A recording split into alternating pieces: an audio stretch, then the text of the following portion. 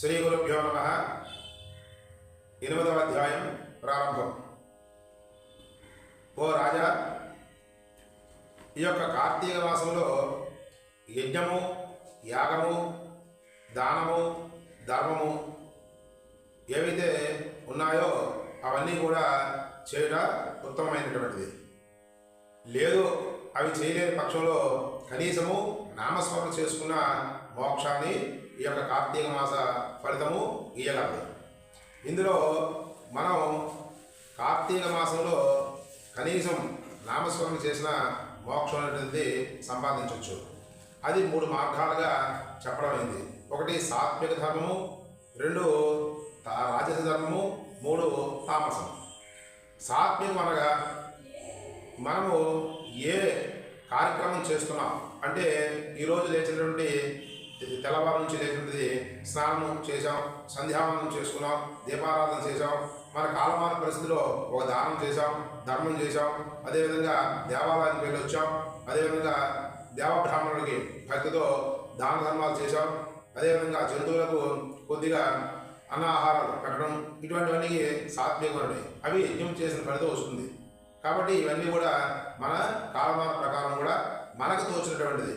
మనం ఏదైతే చేస్తామో వాటిని తోచినటువంటిది దాన ధర్మాలు కానీ, ఒక దీపారాధన కానీ, ఒక వస్త్రదానం కానీ, అదేవిధంగా తిలదానం కానీ, అదేవిధంగా జ్యోతి దానం కానీ అంటే దీపదానం కానీ ఇవన్నీ కూడా చేసుకున్నట్లయితే మోక్షాన్ని సంపాదించు.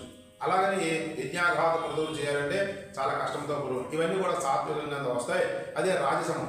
రాజసం అనేటువంటిది మనం కొన్ని విధాలు మాత్రమే సంపాదించగలం. మనకి డాంభికంగా చేస్తున్నాం అంటే ఎవరో కావాలని అంటే ఎవరైతే చేస్తున్నారు కదా వాళ్ళతో పాటు మనం చేద్దాం అని అనుకుంటాం కదా, అటువంటివన్నీ కూడా రాజసంగం వస్తుంది. కాబట్టి వాళ్ళు ఎవరో చేస్తున్నారు, నేను కూడా అదే కార్యక్రమాన్ని చేస్తాను అనేటువంటి చేయకూడదు. కాబట్టి అది పనికిరాదు. ఉదాహరణ చెప్పుకుందాం. ఒక కొబ్బరికాయ ఒక దేవాలయం తీసుకుని వెళ్ళారనుకోండి, అక్కడ పంతులు గారు ఆ యొక్క చిన్న మొక్క ఇస్తారా, పెద్ద మొక్క ఇస్తారా, చిన్న మొక్క ఇస్తారా, పెద్ద మొక్క ఇస్తారా అనుకుని స్మరణ చేసుకుని వెళ్తాం. కానీ భగవంతుడి మీద ఆ యొక్క దృష్టి మనం పెట్టుకోం. కాబట్టి అటువంటి పనికి రాకుండా మనం ఏదైతే చేయాలనుకున్నామో అది చేయాలి.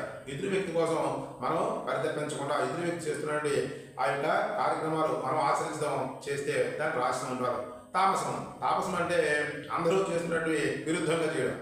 కాబట్టి వాడు చేసినటువంటిది వెటకారంగా చూడడం, వీడు చేస్తున్నది వెటకారంగా చేయడం, వాడు ఏదో పూజ చేసినట్టు వెటకారంగా మాట్లాడడం, వీడో దానం చేస్తున్నట్టు వెటకారంగా మాట్లాడడం, ఇవన్నీ కూడా తామసంగా వస్తాయి. కాబట్టి వీటి అధర్మము, ఇది చేయడానికి పనికిరాదు అని చెప్పాడు. అయితే నామస్మరణ చేస్తే మోక్షం లభిస్తుంది అని చెప్పారు కదా, దానికి ఒక వృత్తాంతం ఉన్నది. ఆ వృత్తాంతం చెప్తాను విను అని ఈ విధంగా చెప్తున్నాడు. నారాయణ నామస్మరణ వల్ల అజామిరుడు అనేటువంటి వాడు మోక్షాన్ని పొందడానికి మార్గమైనటువంటి కథ చెప్తాను విను అని చెప్తున్నాడు. కన్యానగరంలో ఒక బ్రాహ్మణుడు ఉండేవాడు. వాడు చతుర్వేదములు నేర్చుకున్నటువంటి వాడు, పౌరోహిత్యం చేసినటువంటి వాడు. అతని పేరు సత్యవ్రతుడు, అతని భార్య హేమవతి. ఇద్దరు కూడా అన్యోన్యుడు దాంపత్యాన్ని సాగిస్తున్నారు. అయితే వీళ్ళకి లేక ఒక కుమారుడు జన్మిస్తాడు. ఆ కుమారుడు పేరు అజామిరుడు అనేటువంటి నామకరణం చేస్తారు. అయితే లేక పుట్టినటువంటి వాడు కాబట్టి వాడిని అల్లారుగా పెంచుకున్నటువంటి ఆ యొక్క బ్రాహ్మణ కుమారుడు దినదినాభివృద్ధి చెందుతూ కొంచెం వేదాలు కూడా నేర్చుకుంటూ ఉండేవాడు. అయితే యుక్త వయసు రాగానే ఆ యొక్క అజాముడు అనేటువంటి వాడు ఈ యొక్క వేదాన్ని విస్మరించేవాడు. అంటే వేదాన్ని తుర్రోణాడేవాడు. యజ్ఞోపేదాన్ని తెంచేసి పరస్త్రీ వ్యామోహం కింద పడ్డాడు. మద్యమ సేవించడం, పరస్త్రీ వ్యామోహము, దుర్భరుడి అలవాట్ల కింద పడినటువంటి వాడే ఆ యొక్క బ్రాహ్మడు తినగా కూడా దేవాలయాలకు కానీ ఏదో పౌరోహిత్య పనికి కానీ వెళ్లకుండా తినగా కూడా భ్రష్టుడై తన యొక్క సొంత స్నేహితులు ఎవరైతే ఉన్నారో వాళ్ళతో తిరగడం ప్రారంభిస్తున్నాడు. అయితే ఇలా కొంతకాలానికి ఆ గ్రామంలో ఉన్నటువంటి ఆ యొక్క అజామిరుడు అనేటువంటి వాడు ఎరుకలావిడిని వివాహం చేసుకున్నాడు. వివాహం చేసుకున్న తర్వాత ఆ యొక్క అజామిరుడు అనేటువంటి వాడు కొంతకాలం అలా సంసారం చేస్తున్నటువంటి వాడే వాళ్ళకి ఒక కుమార్తె జన్మిస్తుంది. ఆ యొక్క కుమార్తె జన్మించిన తర్వాత ఆ యొక్క అజామిరుడు అనేటువంటి వాడు ఎప్పుడైతే కుమార్తె జన్మించిందో ఆ కుమార్తె జన్మించిన దాన్ని కూడా అలారుగా పెంచుకున్నాడు. ఇలా కొంతకాలం అయ్యేసరికి ఆ యొక్క భార్య అగ్నిలో పడి దహనం అయిపోతుంది. దాన్ని కూడా దహనం చేసేసి ఇంటికి వెళ్ళి వస్తాడు. ఇలా కొంతకాలం అయిన తర్వాత తన కుమార్తె మీద వ్యామోహం చెందినటువంటి వాడు తన కుమార్తెని వివాహం చేసుకొని ఆ యొక్క అజామినుడైనటువంటి వాడు ఒక కుమారుణ్ణి జన్మిస్తాడు. అంటే అజామినుడికి చేసుకున్నట్టు కుమార్తెకి ఒక కుమారుడు జన్మిస్తాడు. వాడి పేరు నారాయణ అని పెట్టుకుంటారు. ఏం పెట్టుకుంటారంటే నారాయణని నామధేయం పెడతారు. అది ఇలా కొంతకాలం అవుతూ ఉంటుంది. అయితే ఇలా అవుతుంటే అలాగా వాడిని అల్లారుగా పెంచుకుంటే నారాయణ నారాయణ నారాయణ పిలుచుకుంటున్నారు. అందుకే పిల్లలకి భగవంతుని యొక్క నామస్మరణ చేసుకోవడానికి వీలుగా ఒక గణేష, లేకపోతే ఆదిత్య, లేదంటే నారాయణ, లేదంటే ఇటువంటి నామధేయం పెడుతుండేవా. ఇప్పుడు అన్ని లేటెస్ట్ ఫ్యాషన్ అయిపోయింది అనుకోండి. అయితే ఈ విధంగా నారాయణ నారాయణ కొంటూ పిలుచుకొని అల్లారుగా ఆ యొక్క కుమారుని పెంచుకుంటున్నారు. ఇలా పెంచుకుంటే అజామినుడికి వార్ధక్యం వచ్చింది. అంటే శరీరము వార్ధక్యం ముసలాకు వచ్చి తినగా కూడా వాడు మరణావస్థ, అంటే చనిపోవడానికి దగ్గరలో ఉన్నాడు. అయితే ఎప్పుడైతే చనిపోవడానికి దగ్గరలో ఉన్నాడో యమధూతులు వచ్చారు.